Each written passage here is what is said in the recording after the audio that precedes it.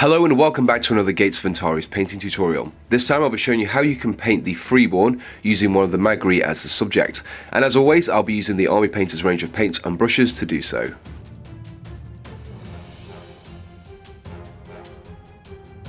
Now, as you can see, I've already primed the miniature and I've used the Army Painter's Crystal Blue Spray Primer to do so.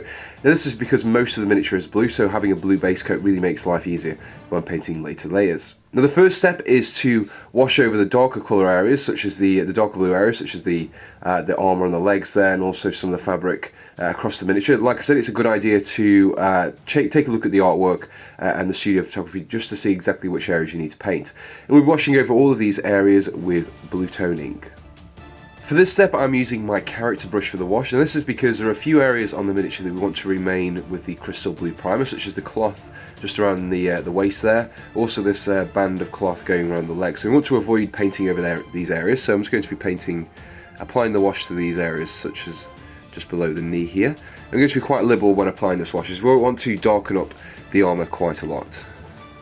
Now you can clearly see that the wash has had a dual effect of darkening the blue areas and also applying some nice shading in the recesses. Now the next step is to highlight all of these darker blue areas along the edges with electric blue. Now because of the fine lines on the edges here, I'm going to be using my detail brush for this step. So I'm just going to be carefully highlighting these edges, just dragging the brush gently across the edges just to create a nice lighter line, as you can see here. The next step is to paint the cloth and also the blue sections on the weapon there. Now I would advise taking a look at the studio photography just to see exactly which areas need to be painted blue. I'm painting these areas with electric blue. For this step I'm using my character brush, and what we're going to be doing is layering on the paint on these blue areas, making sure not to overspill into the recesses. I want to keep the darker blue still visible, just picking out the edges like so. Once the layer of electric blue is complete, we can now start highlighting the blue areas, and for this we'll be using a 50-50 mix of matte white and electric blue. For this step I'm using my detail brush, and I'll be focusing this paint onto the very edges of the blue areas, so just such as the cloth here, just picking out these raised sections here, like so, and also on the weapon stock as well we can just focus this onto the very top edges, like so. The next step is to paint the weapon stock and also some of the equipment on the back of the miniature. I'm painting these areas with matte black. In order to maintain a good amount of control over the brush, I'm using my character brush for this step just to paint over the weapon stock like so, just being very careful not to overspill onto the areas of blue that we've painted in the previous steps. I'll now be highlighting the edges of the black areas that I've just painted with uniform grey. For this step I'm going to be using my detail brush. I'm just going to be focusing this along the edges of the black area, just create a nice uniform grey highlight. With the black areas completed, we can now start to move on to the leather areas, such as the pouch here and also the strap on the back, and I'll be painting these with Monster Brown. This time around I'm using my character brush to apply the base layer. I'm just going to be very careful not to overspill. Just painting over the blue. You might need a couple of thin coats as opposed to one thick one, just to get a nice and even coverage. Once the base layer is completed on the leather areas, the next step is to perform a highlight, and for this we'll be using a mixture of 50% Monster Brown and 50% Skeleton Bone. Using my detail brush I'll be gently going over the edges of the leather pouches like here, just picking out the highlight of the edges. The final step for painting the leather areas is to apply a wash of soft tone ink across all of the leather areas.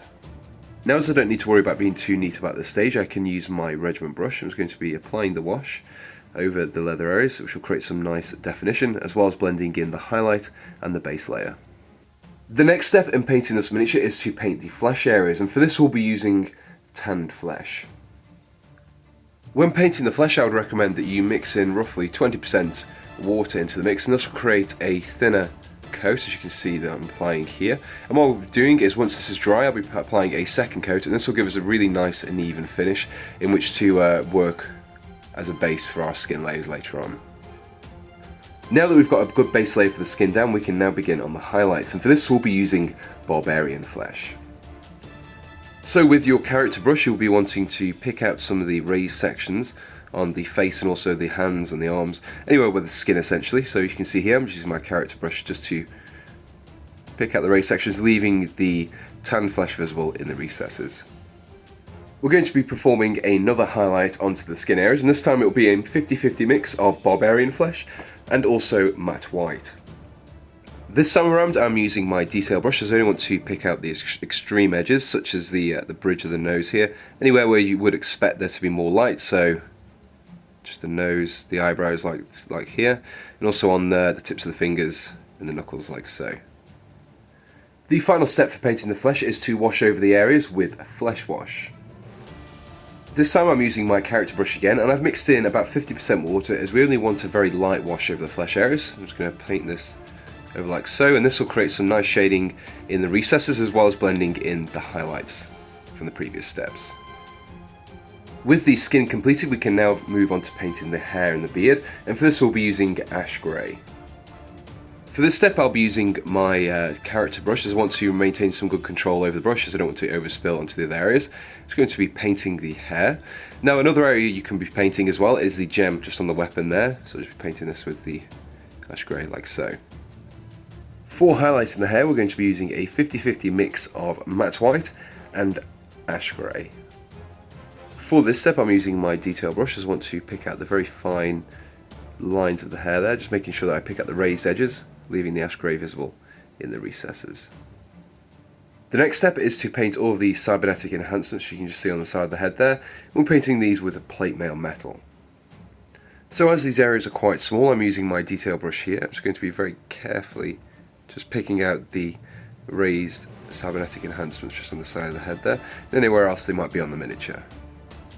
And here we have the completed miniature. Now whilst I've used a Mhagris for this particular tutorial, you could use the same techniques to paint some of the other Freeborn units as well, not just the Mhagris. Additionally, if you wanted to apply some tattoos onto these feral warriors, you could do so by using the crystal blue that I use as the base coat and just painting that over the skin areas. Now if you enjoyed this tutorial, do be sure to check out my previous Gates of Antares painting tutorials, where I've covered Gar, Algarin, Boromites and also the Concord as well. And also if you want to support me in making more tutorials, you can do so by heading over to my Patreon page, which is a link to in the description below, and you can support me in my videos from as little as $1 a month. So until next time, thanks for watching and goodbye.